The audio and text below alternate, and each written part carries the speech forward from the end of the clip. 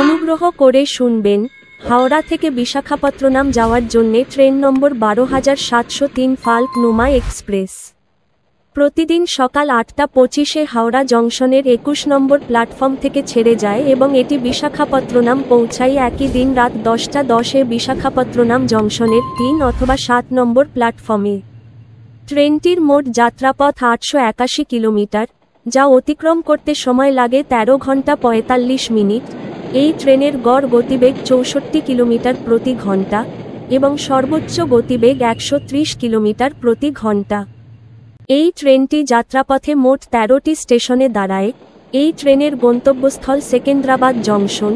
এই ট্রেনের স্লিপার ভাড়া 475 টাকা, সেকেন্ড এসি ভাড়া 1775 টাকা, ফার্স্ট এসি ভাড়া 2985 টাকা।